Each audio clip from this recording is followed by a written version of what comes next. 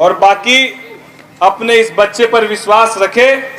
कोई पदाधिकारी हो, कोई अफसर हो, मैं अपने व्यक्तिगत हित के लिए कभी एक टिकट रिजर्वेशन के लिए भी नहीं बोलूंगा और शहर के और हमारे खगड़िया लोकसभा के हित के लिए एक एक विषय पर लड़ाई करने वाला शख्स हूं। आप इस बात के लिए आश्वस्त रहिए। किसी भी सूरत में हम लोग काम को कराने का काम करेंगे जब हमको ठेकेदारी करना ही नहीं है, जब हमको कमीशन और दलाली के चक्कर में रहना ही नहीं है, तो आवाज को बुलंद होने से कोई रोक सकता नहीं है। इसीलिए आप एकदम आश्वस्त रहिए। भागलपुर नगर निगम में जहां पर यहां तो एक साल में सांसद के पास 5 ही करोड़ रुपया होता है, यही होता है सांसद के पास अपना निधि। और भागलपुर नगर निगम में जब हम थे तो हम लोग के पास 2000 करोड़ रुपया स्मार्ट सिटी का था और हमारे पास अपना आंतरिक संसाधन कम से कम साल में 25 से 50 करोड़ रुपया था।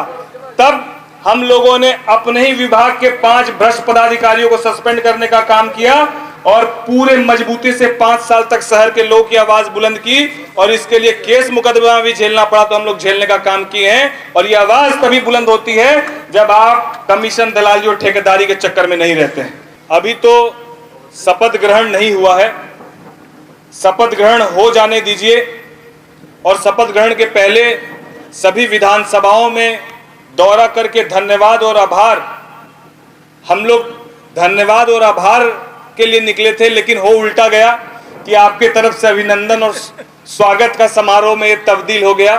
तो ये आपका प्रेम जो चुनाव के पहले और चुनाव के बाद भी मुझे मिल रहा है, तो मैं भी आपको ये विश्वास दिलाता हूं कि मेरा स्वभाव जो चुनाव के पहले था वही चुनाव के बाद अंतिम दिन तक आपके लिए रहेगा। जिस तरीके से मैं आप सबके समक्ष सर को झुकाकर आपसे मत मांगा था, हर एक विधानसभाओं में घूम घूम कर आपसे आशीर्वाद की कामना की थी, चुनाव के बाद और चुनाव जीतने के बाद और इस बार जब लोकसभा का विशेष सत्र प्रारंभ होगा और हम लोग का शपथ ग्रहण होगा, मैं वापस 3 तारीख को आऊंगा।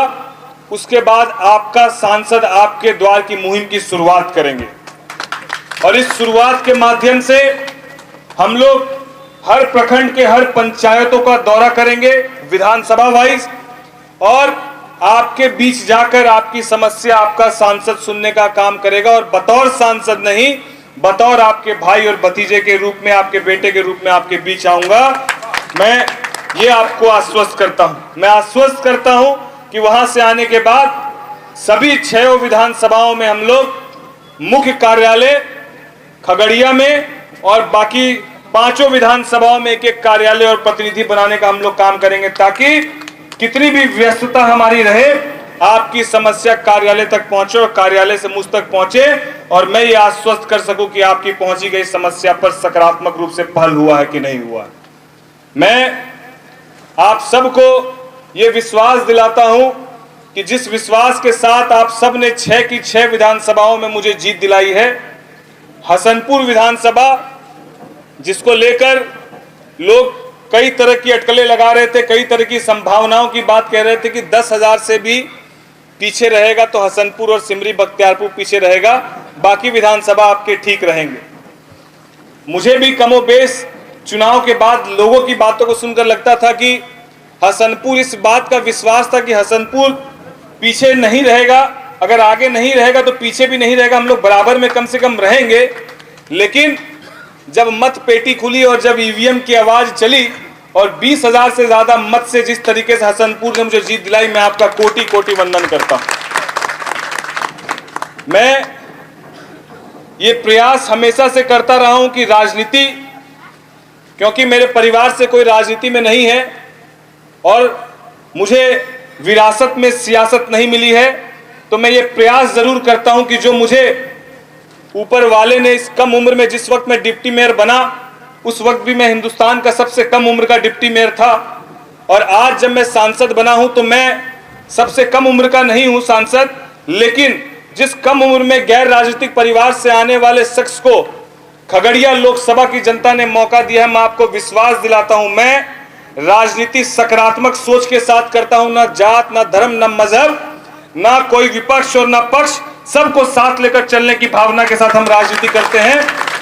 और उसी भावना के साथ हम लोग सबको साथ लेकर खगड़िया के समुचित विकास को सुनिश्चित करने का काम आप सबके सुझाव और आशीर्वाद से करने का काम करेंगे।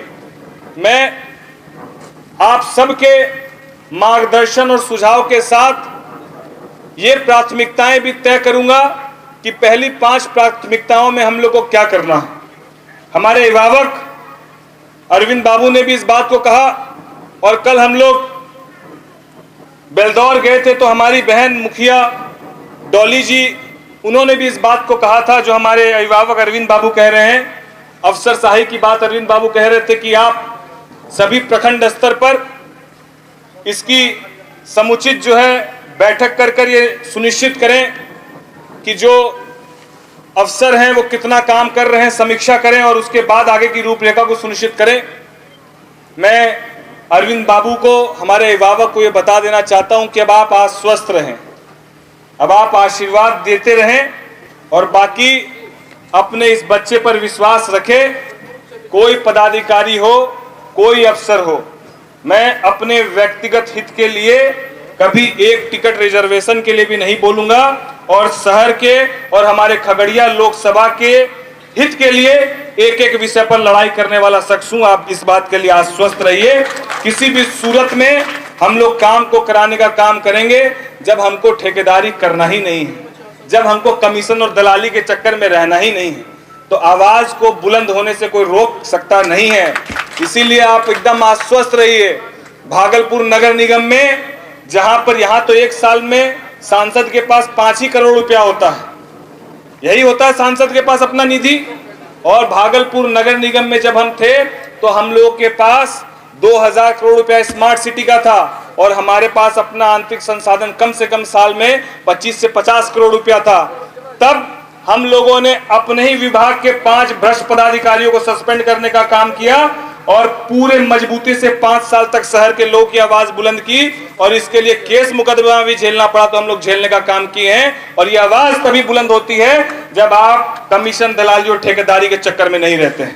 तो आप बेफिक्र रहिए। हम लोग की प्राथमिकताएं कल भी, आज भी और आने वाले कल में भी सिर्फ और सिर्फ खगड़िया लोकसभा के समुचित विकास को लेकर, सकारात्मक सोच को लेकर और सबको साथ लेकर चलने की रहेगी। मैं इसी बात को आपको आश्वस्त करते हुए, विश्वास दिलाते हुए और आपके आशीर्वाद की कामना करते हुए अपनी वाणी को विराम देता हूं। जय हिंद, जय भारत।